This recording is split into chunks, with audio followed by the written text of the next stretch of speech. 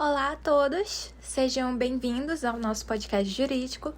Nesse episódio, a gente vai se debruçar sobre um dos maiores e talvez mais complexos desafios do século XXI, que é a intersecção entre os direitos humanos e as crises humanitárias contemporâneas. Porque quando se olha para o cenário global atual, geralmente as pessoas são bombardeadas por notícias de conflitos armados persistentes, colapsos econômicos e perseguições políticas que geram uma consequência inevitável, que é que os fluxos migratórios vão acontecer em massa e, consequentemente, o aumento exponencial no número de refugiados. Então, para iniciar essa reflexão, é preciso entender que uma crise humanitária não surge do nada. Ela é um resultado palpável da falência das estruturas de segurança interna ou da violação sistemática de direitos fundamentais. Então, de acordo com dados recentes do contexto internacional, o número de pessoas deslocadas à força no mundo atingiu marcas históricas. E por trás de cada uma dessas estatísticas, existem pessoas que perderam as suas casas, as suas referências e muitas vezes a própria dignidade.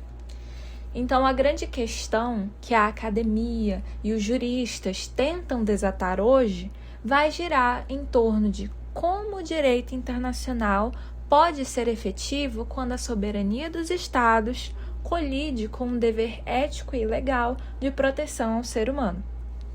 Os conflitos armados modernos não seguem mais apenas os moldes tradicionais de guerra entre dois países soberanos. Hoje, enfrentam-se guerras civis prolongadas, a atuação de grupos armados não estatais e crises climáticas que potencializam a escassez de recursos, forçando populações inteiras a se moverem. Então, ao longo desse episódio, vão ser analisados como o arcabouço jurídico internacional responde a essas situações. Será que as normas criadas no pós-Segunda Guerra Mundial ainda são capazes de tutelar a realidade complexa do mundo moderno? Então, para começar a responder isso, eu passo a palavra para nossa colega, que vai nos trazer a base da discussão jurídica e as normas que fundamentam essa proteção. Olá, boa noite a todos. Me chamo Analícia Rodrigues e hoje eu vou dar continuidade ao que a nossa colega Maria Eduarda trouxe anteriormente. Bem, para compreendermos a esfera jurídica, por trás da proteção aos refugiados e das vítimas de crises humanitárias, precisamos voltar ao ano de 1951, momento de criação da Convenção relativa ao Estatuto dos Refugiados. Esse tratado, junto ao seu protocolo de 1967, define quem é um refugiado e estabelece o princípio basilar do non-refoulement, em francês, ou seja, o princípio do não rechaço. Juridicamente, isso significa que nenhum Estado pode expulsar ou devolver um refugiado para fronteiras de territórios onde a sua vida ou liberdade estejam ameaçadas devido à sua raça, religião, nacionalidade, grupo social ou opiniões políticas. No entanto, a grande virada de chave no debate acadêmico reside na responsabilidade internacional dos Estados.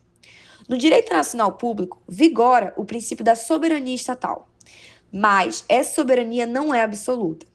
Quando um Estado falha em proteger sua própria população, ou pior, quando ele é o próprio agente causador das violações de direitos humanos por meio de conflitos ou perseguições, o princípio da responsabilidade de proteger é acionado.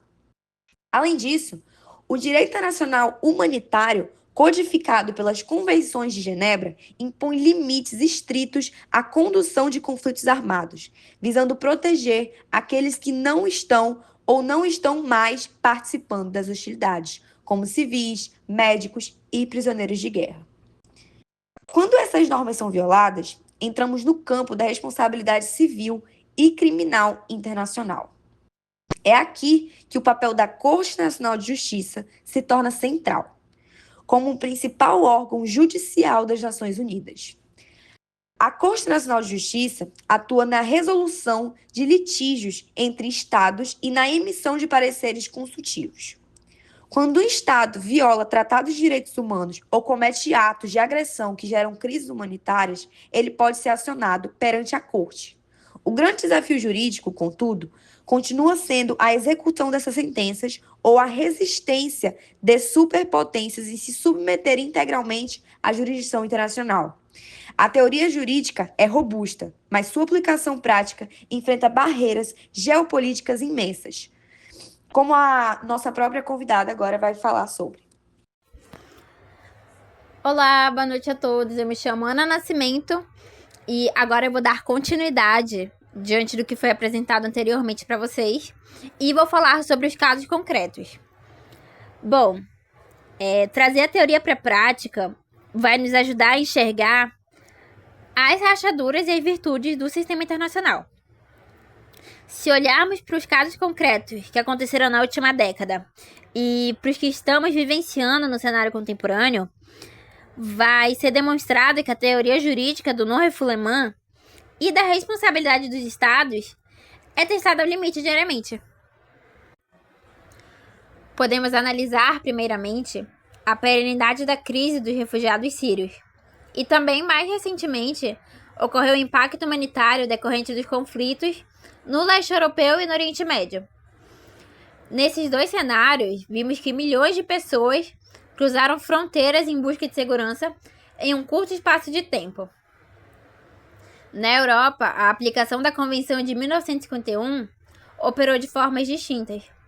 Enquanto houve uma abertura humanitária expressiva e a facilitação de vistos para certas nacionalidades, observamos que, em contrapartida, ocorreu uma securitização severa de fronteiras e também de barreiras físicas e burocráticas para migrantes vindos do norte da África e do Oriente Médio.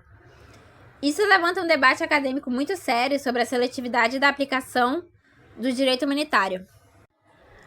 Outro caso concreto de extrema relevância jurídica no âmbito internacional são as ações levadas à própria Corte Internacional de Justiça. Um exemplo emblemático disso foi o processo movido pela Gâmbia contra Myanmar, acusando o país de violar a Convenção sobre o Genocídio contra a minoria Rohingya. Esse caso, ele demonstra que os estados que não estão diretamente envolvidos em uma fronteira geográfica podem sim acionar mecanismos internacionais em nome do interesse global de proteção aos direitos humanos. Esses fluxos migratórios forçados geram o que a sociologia e o direito chamam de crise de acolhimento, que seria quando países vizinhos a esses conflitos que acontecem, que estão em desenvolvimento e com recursos limitados, acabam absorvendo a maior parte dos refugiados. Isso acaba evidenciando que a responsabilidade internacional ela não tem que ser apenas jurídica, mas também de cooperação econômica e de logística, algo que nos leva diretamente à atuação das agências internacionais, tema que a Maria domina muito bem. Perfeito, Ana. E essa ponte que você construiu é fundamental, porque a verdade é que o direito não sobrevive no papel. Ele precisa de instituições que o façam funcionar lá na ponta, no chão da realidade. Eu sou a discente Valéria Carneiro e daremos seguimento agora às nossas considerações finais. Então, quando a gente fala de gerenciar a dignidade humana no olho do furacão de uma crise, o papel da ACNUR, que é o Alto Comissariado da ONU para Refugiados e de outros organismos internacionais, ele se torna literalmente vital. Vale lembrar que a ACNUR não tem exército, não tem poder de polícia. A força deles vem da autoridade moral, da coordenação logística e de cobrança política para que os países cumpram aquela Convenção de 1951 que foi citada lá no começo. Eles estão na linha de frente montando campos de refugiados, garantindo documentos, comida, remédios e o mais difícil, buscando soluções de longo prazo, seja ajudando no retorno seguro de pessoas na integração local ou no reassentamento em um terceiro país. Mas, gente, caminhando aqui para o nosso encerramento, a gente precisa ser muito realista e também propositivo, porque o multilateralismo hoje vive uma crise de legitimidade. A gente cansa de ver o Conselho de Segurança da ONU paralisado aí por vetos, enquanto atrocidades acontecem no mundo. E isso acaba jogando uma responsabilidade gigante no colo de organismos regionais e da própria sociedade civil. A grande conclusão acadêmica que a gente tira disso é que as normas de direitos humanos são conquistas civilizatórias que não podemos, né, abrir mão, mas elas precisam urgentemente de uma reforma e fortalecimento. A soberania de um país não pode ser usada como um escudo para a impunidade ou como uma desculpa para fechar os olhos ao sofrimento do outro. A proteção do ser humano tem que ser a norma máxima, o que no direito nós chamamos de jus cogens, que fica acima de qualquer interesse político. Bom, nós esperamos aqui que esse panorama jurídico e prático tenha trazido um pouco de luz sobre a urgência de defendermos o direito internacional humanitário, especialmente em tempos tão desafiadores como os que vivemos hoje. E muito obrigada pela audiência de todos.